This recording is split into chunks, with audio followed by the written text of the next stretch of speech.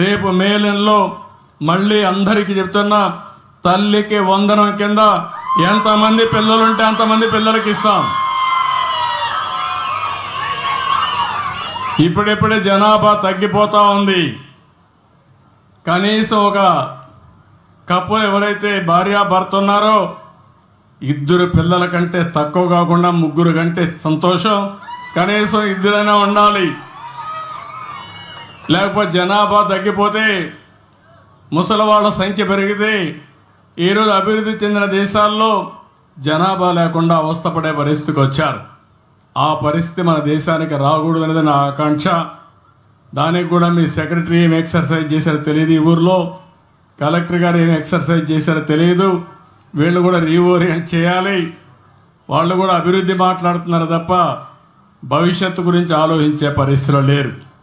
అదే సమయంలో అన్నదాత కింద రైతుకి ఇవ్వాల్సిన డబ్బులు కూడా 20,000 రూపాయలు ఇస్తా ఉన్నాం.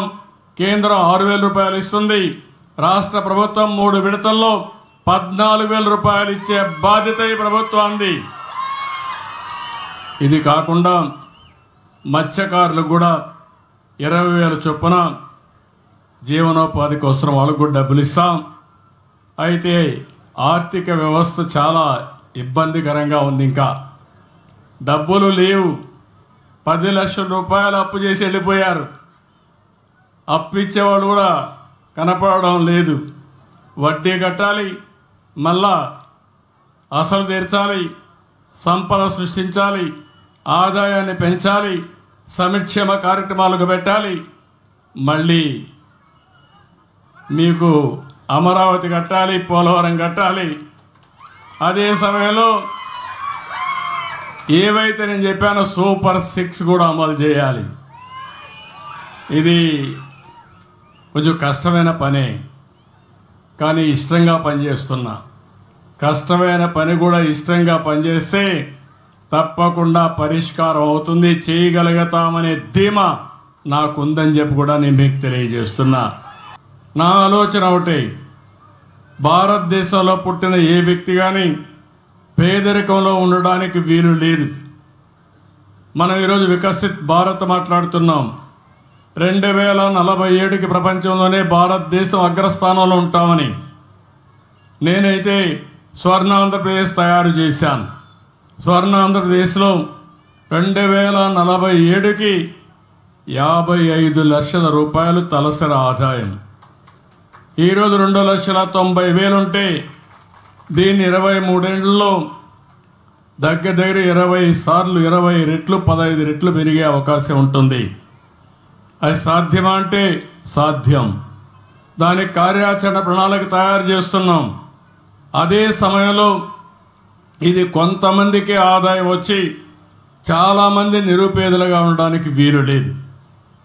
అందుకే చాలా రోజులు మదనపడ్డాను. ప్రభుత్వం అనేక కార్యక్రమాలు ఇస్తున్నాం.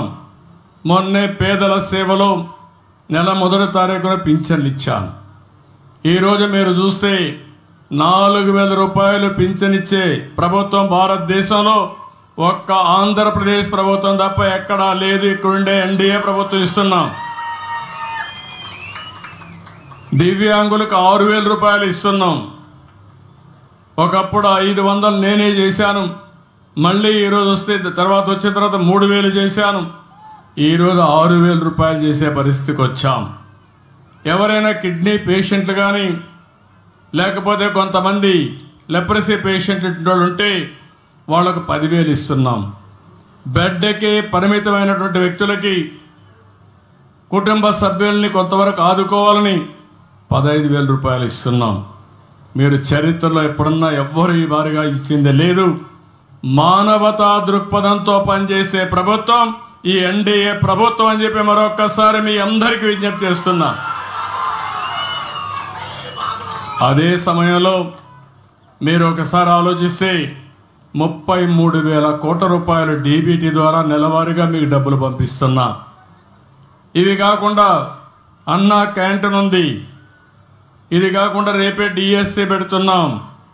ఇవి కాకుండా ఎస్సీలకు, ఎస్టీలకు, బీసీలకు, మైనారిటీ సోదరులకి అనేక కార్యక్రమాలని లోన్స్ ఇవ్వడం, స్వయం ఉపాధి కల్పించడం అనేక కార్యక్రమాలు చేస్తున్నాం. దీపం 2 ఇచ్చాం.